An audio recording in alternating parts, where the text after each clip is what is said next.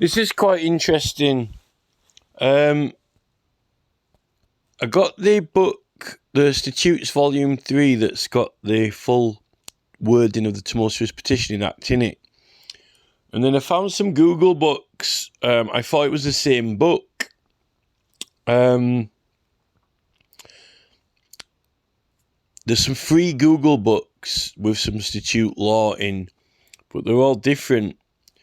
And not the one that I've just got the page out of for the Tumultuous Act. The ones that I looked at have ended up being kind of like dictionaries. They're almost like dictionaries of all the laws, all the statute laws in brief, to do with fines, penalties for different offences. But it's kind of like a vocab. It's almost like a dictionary, but under each letter, you've got loads of words and terms and things that are associated or connected to those words and terms as well. Like I've just found, I was just scanning through it. I mean, I'm not going to read all of it. It'll take forever, particularly on my phone. It don't scroll through it too quickly either. But I just kind of thought, I scanned through it and I actually couldn't figure out what it actually was at first. And then I figured out, it's something like an almanac or a dictionary of like law. And I happened upon this. I was just scanning through it, looking for interesting things, just a screenshot to read after. And I noticed this Egyptians. I noticed the word Egypt. I'm like, Egyptians. I'm like, did they have? And I didn't really. You don't really think of them. You know, when you're thinking of like, Cromwell or anything like that, you don't think too much about foreign people. I mean, I know we had the Romans and so forth, but you don't really hear them. You don't see many Shakespeare plays or Oliver Twist or anything like that. When you don't see many foreign people in those renditions. Not to say that they're racist or anything like that. I mean, you get Shakespeare talking about, Oberon, the fairies. Maybe I should read more Shakespeare. Maybe I don't know the full repertoire. But anyway, I thought it was like, I'm just running through all these laws and this legislation in the 1500s. And then it's like Egyptians. And I'm like, what? And I was like, The first thing that popped into my head is that Neil Oliver says that he's half Persian, right? And I thought it was quite funny with the current SNP disputes and everything. So I had a look at it and I read it, and I'm like, and then suddenly he got these laws that Egyptians aren't actually allowed in the country. It was actually illegal. It was illegal for Egyptians to be in England. I thought that was hilarious. We actually should be arrested straight away. And then I suddenly realised that, there's like a classic name for an old pub, like a ye old pub, besides the trip to Jerusalem, is the Turk's Head. I'm like, oh dear, some of them getting executed for being in England or whatever. I thought it was quite amusing seeing that the SNP have got all these new hate laws, and I'm like, fucking hell, it's not even, never seen a hate crime, a bit of free speech. This is law in England, that SNP leader wouldn't have even been allowed in England. Never mind a Roman invasion. I don't think Romans were banned from England even, or Spaniards. It's hardly he's hardly banned from Scotland, is he? But he's wanting to. Anyway, I'll that video is separate. I'll put a link, but I'm ended up continuing from that video now, but just thought it was mad. It's like, what? Anyway, so when I figured out that these are going by letter, I thought, I'll have to look for the word petition. And actually, funnily enough, it's only very short, but there were quite a lot of other interesting sections which had a lot of revelations in them as well. But so the petition section, this book covers a long period of time. So this is really all there is, just this bit here. And this really is, I think, all of the laws that they had about petitioning at the time. And it's actually interesting because, when you speak to the Petitions Committee in Parliament about, the 1688 Bill of Rights and the right to petition, they don't like talking about it or referencing or referring to it or associating that right and the full wording of it with the Petitions Committee, right? And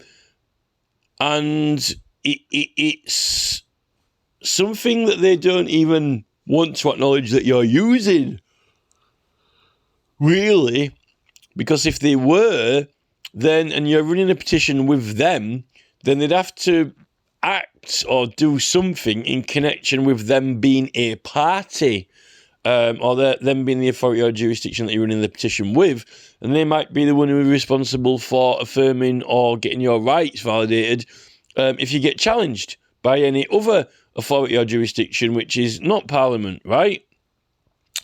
Like in the Tumultuous Petitioning Act. But you never see them together. You never see, like, the right to petition, associated with anything else. But here they're together. This is great. Check this out, right? So this is all we've got. This is like, I was trying to think, there's some other acts of law that I don't know about, or there's some other acts of law that I've missed or skipped. I think this is it, really. According to this, and this is definitely up to 16.8. This is like from Magna Carta all the way through 1661, and then from after the Bill of Rights. This is it for petitions. So we've got the no persons on pretence of petitioning any petition, etc., to repair to the King or Parliament accompanied with excessive number of people. So that's your Tumultuous Petitioning Act, which it says, Act 13, Charles, F1C5, Volume 8, right? So that's your Tumultuous Petitioning Act. And then underneath it, it's got that it is the right of the subjects to petition the King, and all prosecutions and for such petitioning are illegal.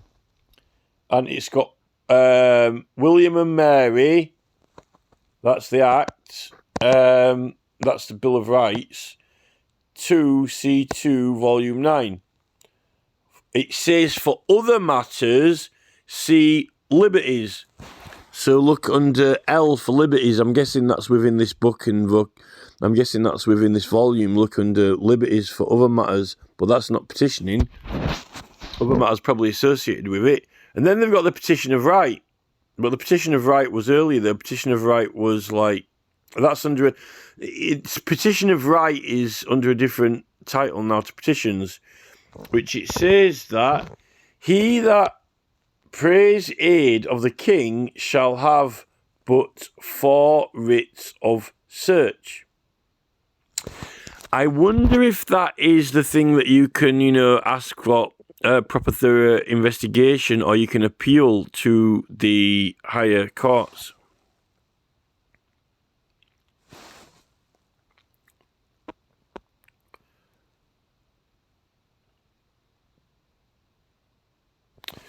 And then you've got, I think that's what happened to John Beswick. That's what happened to John Beswick and Henry Burton. I think they were in the Star Chamber. They were in the Court of High Commission, and then they appealed to the Star Chamber, I think, to the King or something. And then they had all the premises searched, but I think they ended up getting found guilty and put in prison. But at a later stage, that's when, John Pym, the wives petitioned to John Pym in Parliament in the House of Commons and got them released. And then we've got this here, petition of right. It says, petition to the king by Parliament concerning rights and liberties of the subjects. Well, that isn't that the Bill of Rights, though? Petition to the king by Parliament concerning rights and liberties of the subjects. 3. That's 3 CA. I think that's Charles, because that's what it says up there when it says 13 Charles. That says 3 Charles.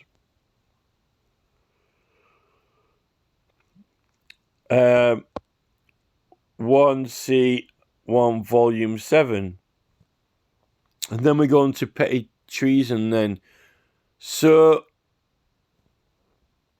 I'm not sure why. I would have thought that that is right, the subject to petition the king and all prosecutions for petitioning are illegal.